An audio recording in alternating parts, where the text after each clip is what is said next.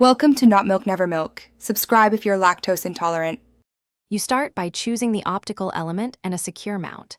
Use a reversed prime or remove one element from a 50 mm. This increases magnification because you shorten the optical path. Once done, attach that element to a lens mount or adapter.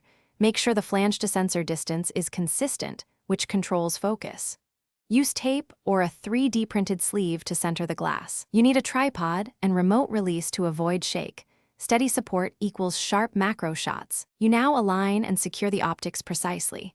Centering prevents coma and edge blur.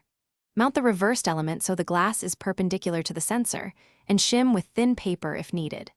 Next, control light by adding an iris or using the lens diaphragm. This improves depth of field, which is tiny in macro work. Once aligned, perform a rough focus at low magnification, then move closer or swap focal elements to increase magnification, checking sharpness as you go. You finish by fine-tuning focus and lighting. Use live view at high magnification and make tiny focus adjustments. When depth of field is insufficient, shoot a focus stack and combine images. Make sure lighting is strong and diffused. LED rings or twin flashes work well, because higher f-stops reduce shutter speed. If images are soft at the edges, check for tilt or decentering of the element and recenter it. If low contrast persists, stop down 1 or 2 clicks to improve sharpness and correct aberrations. Thanks for watching. If this was helpful, leave a like and consider subscribing. See you next time.